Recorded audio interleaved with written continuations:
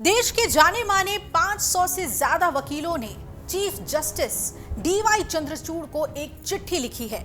पत्र लिखने वालों में वरिष्ठ अधिवक्ता हरीश साल्वे से लेकर बार काउंसिल ऑफ इंडिया के अध्यक्ष मनन कुमार मिश्रा समेत तमाम प्रमुख नाम शामिल हैं और इन वकीलों ने चिट्ठी में न्यायपालिका की अखंडता पर खतरे को लेकर चिंता जताई है।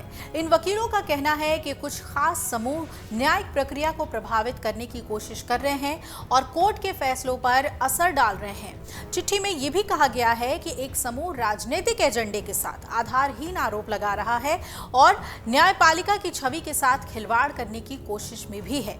इस चिट्ठी में लिखा गया है कि भ्रष्टाचार के मामले में घिरे राजनीतिक चेहरों से जुड़े केसों में ये हथकंडे जाहिर तौर पर दिखते हैं। ऐसे मामलों में अदालती फैसलों को प्रभावित करने और न्यायपालिका को बदनाम करने की कोशिश सबसे ज्यादा स्पष्ट होते हैं। इस पत्र में कहा गया है कि कुछ खास समूह कथित तौर पर झूठे नैरेटिव गढ़कर न्यायपालिका के कामकाज की गलत छवि पेश करना चाहती है। ये समूह इस वक्त के अदालतों की तुलना कोर्ट्स के एक कथित स्वर्णिम युग से करते हैं ताकि न्यायिक फैसलों को प्रभावित किया जा सके और न्यायपालिका पर जनता के विश्वास को डिगाया जा सके। देश के 600 से भी ज्यादा वकीलों ने चीफ जस्टिस डीवाई चंद्रचूड़ को एक चिट्ठी लिख दी है और इसमें कहा गया है कि न्यायपालिका पर एक खास ग्रुप अपना प्रभाव डालने की कोशिश कर रहा है, जिसे लेकर सभी चिंतित हैं। चिट्ठी लिखने वालों में जिनका नाम है उनके बारे में आपको बताते हैं। वरिष्ठ अधिवक्ता हरीश साल्वे, पिंकी आनंद, मनन कुमार मिश्रा, हितेश जैन जैसे नामचीन वकील इसमें शामिल हैं। चिट्ठी में यह भी कहा गया है कि न्यायपालिका की संप्रभुता और स्वायत्तता पर हमले की कोशिश की जा रही है। वकीलों का यह भी दावा है कि यह खास ग्रुप अदालत के जरिए सुनाए जाने वाले फैसलों को प्रभावित करने के लिए दबाव की रणनीति अपना रहा है। खास तौर पर इनका दबाव उन मामलों में ज्यादा देखने को मिल रहा है जो राजनीतिक नेताओं और भ्रष्टाचार के आरोपों से जुड़े हुए केस हैं। वकीलों ने आगे कहा है कि खास ग्रुप के जरिए की जा रही ये कार्रवाइयां लोकतांत्रिक ढांचे और न्यायिक प्रक्रियाओं में रखे जाने वाले भरोसे के लिए एक खतरा पैदा करती है। Not more than 500, more than 600.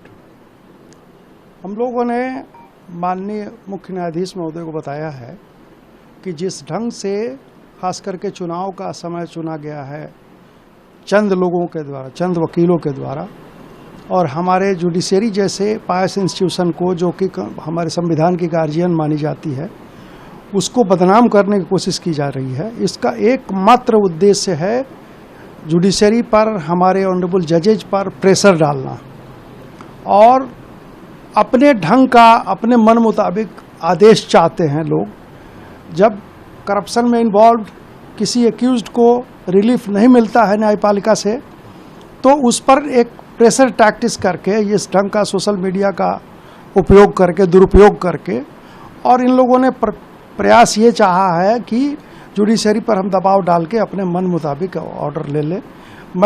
मुझे लगता है कि देश की जनता और देश के जो भी जागरूक वकील हैं, मोर देन 99%, वो ऐसे जो किसी ढंग के हथकंडे को, किसी ढंग के जुडिशरी पर अटैक को बर्दाश्त नहीं करेंगे। इसीलिए हम लोगों ने, जो भी सेंसिबल लॉयर्स हैं, पूरे देश से हम लोगों को आया कि भाई ये तो बड़ा गलत काम हो रहा है, तो हम लोगों ने एक चिट्ठी लिखी है माननीय मुख्य न्यायाधीश महोदय को कि इस सब जो भी ये सोशल मीडिया पे चल रहा है, ऐसे चीज़ों का संज्ञान न ले, जुडिशरी अपना काम अपने ढंग से करे। चिट्ठी में न्यायपालिका पर खास समूह के दबाव को लेकर और न्यायपालिका की अखंडता को कम दिखाने की कोशिशों पर भी चिंता व्यक्त की गई है। कहा गया है कि कुछ अहम कदम इसे रोकने के लिए हमें उठाने होंगे।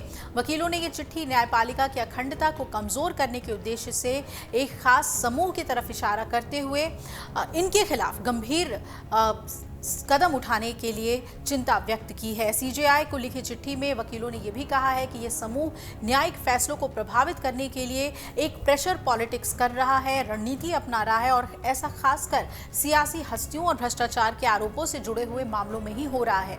चिट्ठी में यह भी कहा गया है कि ये समूह ऐसे बयान देते हैं जो सही नहीं होते और ये राजनीतिक लाभ के लिए ऐसा करते हैं। अपनी चिट्ठी में वकीलों ने ऐसे कई तरीकों पर रोशनी डाली है जिनमें न्यायपालिका के तथाकथित स्वर्ण युग के बारे में झूठी कहानियों का प्रचार भी शामिल है। वकीलों के मुताबिक इसका उद्देश्य वर्तमान कार्यवाही को बदनाम करना और अदालतों के प्रति जनता के विश्वास को कम करना है। अब देखना है कि सीजीआई इस चिट्ठी का जवाब कैसे देते हैं। इन मसलों को लेकर क्या वो कोई अहम कदम उठाते हैं। अगर आप ये वीडियो YouTube पर देख रहे हैं तो हमारे चैनल को सब्सक्राइब करें और बेल आइकन को दबाना ना भूलें। अगर आप Facebook पर ये वीडियो देख रहे हैं तो हमारे पेज को लाइक करें।